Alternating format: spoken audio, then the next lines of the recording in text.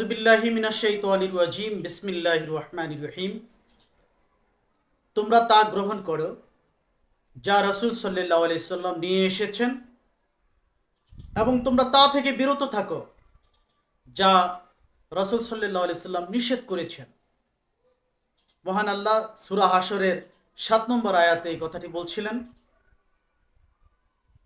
মহান আল্লাহ তাআলা মুহাম্মদ সাল্লাল্লাহু আলাইহি সাল্লামকে প্রেরণ করেছেন তার রাসূল হিসেবে আমাদের জন্য, আমাদের কল্যাণের জন্য, আমাদের মঙ্গলের জন্য। আমাদের মহান শিক্ষক হিসেবে মুহাম্মদ সাল্লাল্লাহু আলাইহি সাল্লামকে তিনি পাঠিয়েছেন। আর মুহাম্মদ সাল্লাল্লাহু আলাইহি সাল্লাম সারা জীবনে যে কাজগুলো করেছেন, যা আমাদেরকে বলেছেন, এর সবগুলোই আল্লাহর নির্দেশ অনুযায়ী বলেছেন। মহান আল্লাহ যা আমাদের জন্য কল্যাণকর আদেশ করেছেন, মুহাম্মদ সাল্লাল্লাহু আলাইহি সাল্লাম আমাদের জন্য শুধু সেই বার্তাগুলোই দিয়েছেন। আর যে কাজগুলো আমাদের জন্য অকল্যাণকর, ক্ষতিকর, সেই কাজগুলো নিষেধ করেছেন। নবী মুহাম্মদ সাল্লাল্লাহু আলাইহি সাল্লাম আমাদের জন্য সেই কাজগুলোকে নিষেধ করেছেন। এজন্য আল্লাহ বলছেন, দ্বিধাহীন চিত্তে তোমরা রসুল যা নিয়ে এসেছেন তা গ্রহণ করো, আর যা নিষেধ করেছেন তা তোমরা ত্যাগ করো। রসুল সাল্লাল্লাহু আলাইহি সাল্লামের পূর্ণাঙ্গ আদর্শকে মেনে নিলেই একজন পরিপূর্ণ খাঁটি মুসলিম হওয়া যাবে, এতে কোনো সন্দেহ নেই। এজন্য আল্লাহ বলেছেন, রসুল সাল্লাল্লাহু আলাইহি সাল্লাম তোমাদের জন্য হলো পূর্ণ আদর্শ। তাকে তোমরা দ্বিধাহীন চিত্তে আদর্শ হিসাবে মেনে নিতে পারো। যদি তাকে আদর্শ হিসাবে মেনে নাও, তাহলে তোমরা আমার ভালোবাসা, আমার সন্তুষ্টি লাভে সক্ষম হবে। সূরা হাশরের ৭ নম্বর আয়াতে আল্লাহ আমাদেরকে এই মেসেজটাই জানিয়ে দিয়েছেন। রাসূল সাল্লাল্লাহু আলাইহি ওয়াসাল্লাম সারা জীবনে আল্লাহর আদেশ নিষেধের বাইরে নিজের ইচ্ছা মতো কোনো একটি কথা বলেননি। এজন্য তার পূর্ণ জীবনটাই হচ্ছে আমাদের জন্য অনুসরণীয়, অনুকরণীয়। আমরা দ্বিধাহীন চিত্তে মুহাম্মদ সাল্লাল্লাহু আলাইহি সাল্লামের আদর্শকে মেনে নিব। এখানে কোনো যুক্তিতর্ক দেখানোর সুযোগ নেই। আমরা যেমনিভাবে আল্লাহর আনুগত্য করব, তেমনি রাসূল সাল্লাল্লাহু আলাইহি সাল্লামেরও আনুগত্য করব। এখানে কোনো শর্ত প্রয়োগ করা যাবে না। রাসূল সাল্লাল্লাহু আলাইহি সাল্লামের আনুগত্য করা ছাড়া আল্লাহর গোলামি সম্ভব নয়।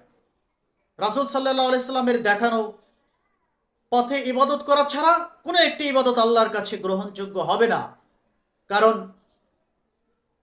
ইবাদত করার নির্দেশ দিয়েছেন মহান আল্লাহ, আর এর বাস্তবায়ন করেছেন মুহাম্মদ সাল্লাল্লাহু আলাইহি সাল্লাম। ইবাদত করার পন্থাটা একমাত্র মুহাম্মদ সাল্লাল্লাহু আলাইহি সাল্লামের দেখানো পথেই হতে হবে।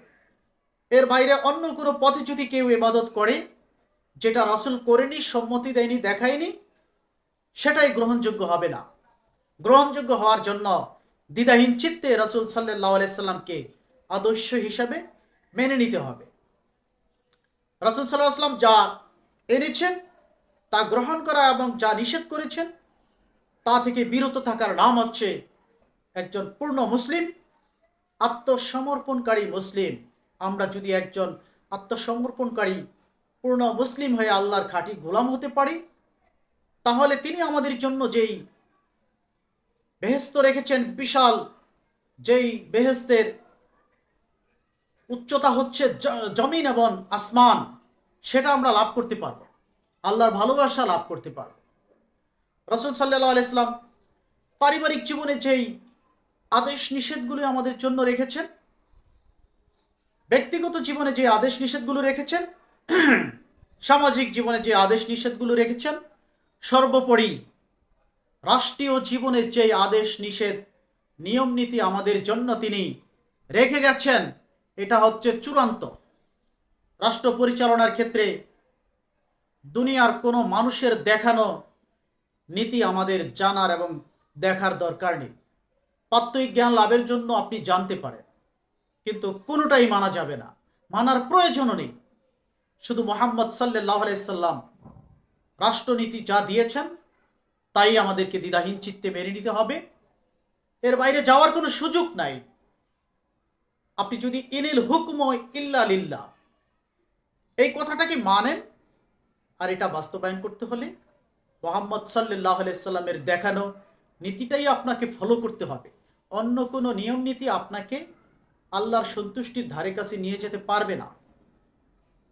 যুগে যুগে যারা এই বিভিন্ন রাষ্ট্রনীতি সমাজনীতি দিয়েছেন, অপরিপূর্ণ ছিল সবগুলাই, একটাও পরিপূর্ণ ছিল না। শুধু একটাই পরিপূর্ণ ছিল, যাকে স্বয়ং আল্লাহ ট্রেনিং দিয়েছেন, বুঝিয়ে দিয়েছেন কোনটা আমাদের জন্য কল্যাণ কোনটা অকল্যাণ, সেটাই শুধু মুহাম্মদ সাল্লাল্লাহু আলাইহি সাল্লাম আমাদের জন্য নিয়ে এসেছেন।